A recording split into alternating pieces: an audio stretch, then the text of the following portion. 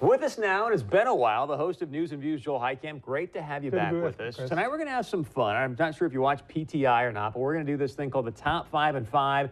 You and I are going to have 60 seconds to throw some haymakers at each other and talk about different topics. You ready? Game on. Sweet. I knew you'd be up for it. First one I want to get to, Board of Higher Ed. Is there any possibility, after what's happened now with Cervani buyout of the contract, can we do a thing called the people of North Dakota versus the Board of Higher Ed and sue them for malfeasance? They don't like themselves. I mean, the room is completely divided now, or at least partially divided, and they don't like themselves. So they sealed their fate for 2014 on the measure. Even people like myself, who would have voted for them, are starting to think like Bob Scarpel did. State Representative Bob Scarpel from Tioga said, hey, I left the session speaking on their behalf. They don't even support their own measures anymore. So you're saying in 2014, the Board of Higher Ed is Gandhi? They're going to have to make a better argument than what they've been making on why they should stay. I would love the proposal that Al Carlson and Tony Grinberg put out simply because it makes the governor have to do something. Yeah, where has he been in this whole thing? I mean, good question. Good question. They drive around, they give a lot of commencement speeches, so they know where the campuses are. But why is he not leading on this? I mean, this is a chance, I think, for the governor to step in and go, okay, here's the deal. This is what's going to happen. Here's what we're going to do.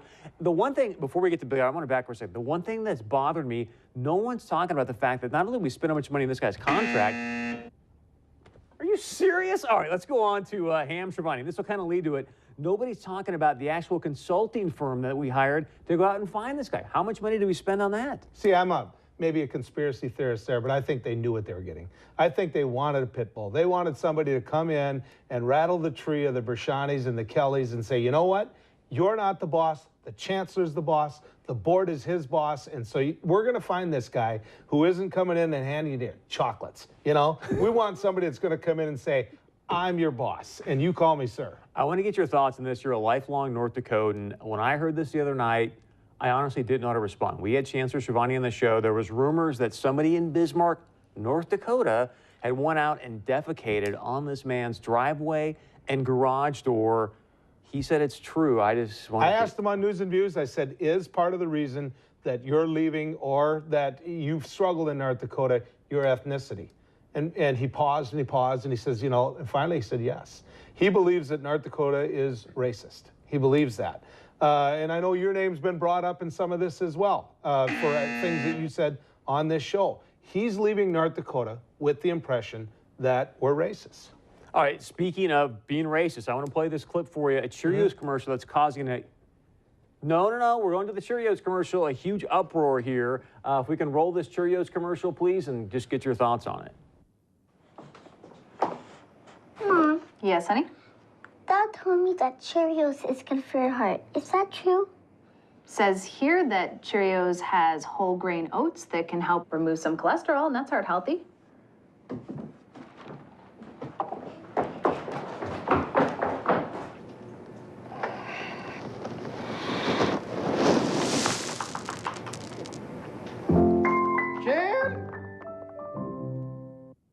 So I want to read you some comments that were placed online. People saying, boy, another single mom in the making because of obviously the biracial couple. Mixed families are weird. A Cheerios Facebook page commenter said, I will never eat this cereal again. Call the company Dirt Swillers. Idiots. That's what they are. The people that wrote that are idiots. I saw a great commercial. I saw a little girl who loved her dad so much that she wanted his heart to stay healthy. I'll buy Cheerios because of this ad. So talk to me about what's going on here. We got a guy defecating on a chancellor's driveway. We got people making these kind of comments about a biracial family. I've got a biracial family. What does that say about North Dakota and the United States as a whole, in your opinion? I think that North Dakota believes that we're not racist. We never test it because there's not too many people of different ethnicity here. And when it does show up, sometimes it doesn't go well. The people that are, and I posted this on my Facebook page, and the response I got back was tremendous. People of the different race than me, being a Norwegian German, that say, you know what, you are. The state of North Dakota could do much better when it comes to accepting and embracing new people to its state. But I don't think that's a race thing. I mean, I've got plenty of people that are from different areas here that are Caucasian that come in from Chicago or New York, LA, and they're like, dude, it's weird here. It's hard to make friends. People don't necessarily take you in. Well, again, it goes back to we're this closed society where if you don't pass the like a first big 7, neighborhood. well, you got to be able to say, "Oh, you're from Tioga? Do you know Bob Scarpa?" Exactly. You know, and if you can't answer that All right, question, we got to move on. Next thing here is the farm bill. First question is, do you think we get a farm bill done this year? Yes. Out of the House and the Senate? Yes, and the reason we will is because the House has to go back home and get reelected.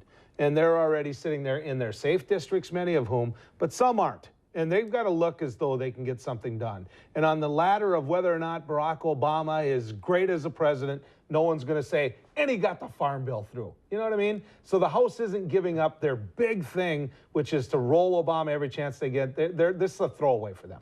But do you think, so you're saying, hey, the House thing, even though everyone's kind of kicking and screaming about the SNAP program, it's definitely going to hit the floor this month and will get passed in June. There's cuts in the SNAP program.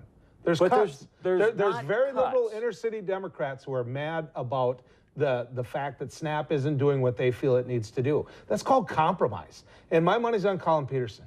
So do you think they should actually just separate this thing? I mean, 80% of this $1 trillion.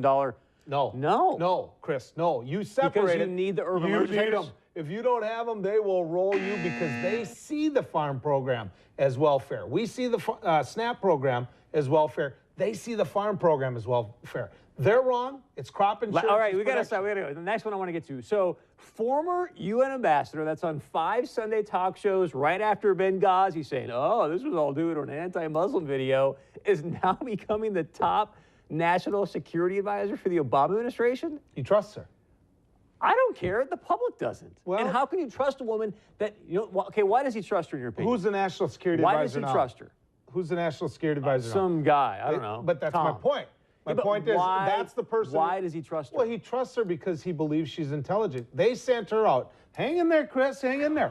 They sent her out to do the Sunday morning cleanup shows with him, and they gave her bad advice. Now, she went, carried their buckets of water for him. They gave her bad advice. So how can you say that she's intelligent when she's going out there? I think that she's picking her because she's a puppet. He knows it. She knows it. No, I don't and think she's it's gonna that go at out there all. just be a I don't think talking it's that puppet. at all. I think How she's can you highly say that when they intelligent. changed the talking I points think 12 they gave her times? bad advice, and she went out there. But then she's and- not smart enough to know that? Well, here's the thing. Maybe you What- pick up the phone and go, "Hey, Hillary, am I talking about the right This stuff all here?" happened like this, and next thing you knew, you're sitting there on the Sunday morning show because they got to have somebody. If you don't put somebody on, now you're covering But things then up. again, So they send her out why there. wouldn't Obama go, "Hillary, this is your deal. Go take the arrows," rather Hillary than sending Clinton her did. up? Do you Because she's remember a the puppet. No, she's not a puppet. Oh, man, this she's is a- about to be this- national security advisor. She's she's about nobody's to be puppet. a national security He puppet. trusts her. And Because it's she's a his puppet. team. We gotta go. He won the election. Stay Get with us. over We're it. gonna get back to more of your feedback. As always, go to our website, 630pov.com. We're gonna continue this fist fight in this break. We'll be right back.